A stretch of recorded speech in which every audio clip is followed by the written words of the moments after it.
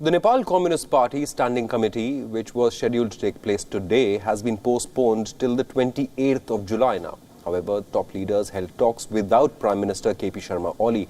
Now, this is the 9th time that the crucial Standing Committee meeting has been delayed. The ruling party was expected to discuss power-sharing issues as well as differences between Prime Minister KP Sharma Oli and the faction led by senior leaders Pushpa Kamal Dahal, also known as Prachanda, and Madhav Kumar Nepal. The delay comes after conflicting reports of a China-brokered truce between Oli and Prachanda. This after Dahal ruled out an early general convention of the NCP, saying that it is not possible to hold it before November-December until several issues have been sorted out. Earlier reports indicated that Oli and Prachanda agreed to hold the convention by the year end, where Oli would back Prachanda for the post of party chair in exchange of the former Prime Minister dropping his demand for Oli's resignation. Joining us on this broadcast is WION's principal diplomatic correspondent Siddhant Sibal, who's joining us with all the details coming out from Nepal. Siddhant, why is Oli avoiding a meeting with his own party leaders?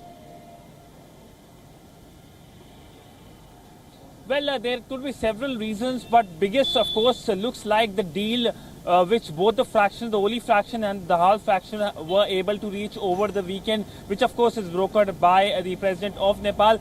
Today, of course, the meeting got postponed, but there was a short meeting which, of course, did not discuss any political issue. The Prime Minister wasn't present in the meeting, and of course, the focus was on the Nepal floods. But by and large, there are other fractions now in the Dahal faction who are asking questions as to what are the counters of the so-called deals, because this is something which has happened behind their back. This is what they sense it, they see it, given the fact that how Prachanda was baying for blood, calling for the resignation of the Nepali Prime Minister, but now he has subsided on that. But it looks like that Nepal Prime Minister KP Sharma Oli has survived the political storm, and of course his focus will be other things. We know that relationship with India is not doing well, but when it comes to relationship with China, it is of course full glory. We have seen how the Chinese envoy played a crucial role in dealing with the infight in the Nepal Communist Party. She was meeting with all the stakeholders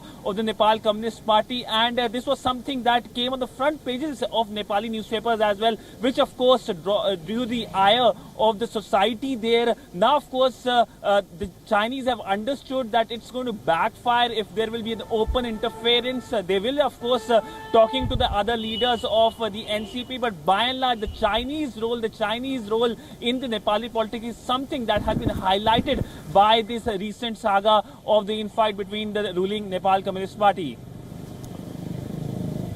Siddhant Sibal, thank you so much for getting us all the details on this standoff within the ruling Nepal Communist Party.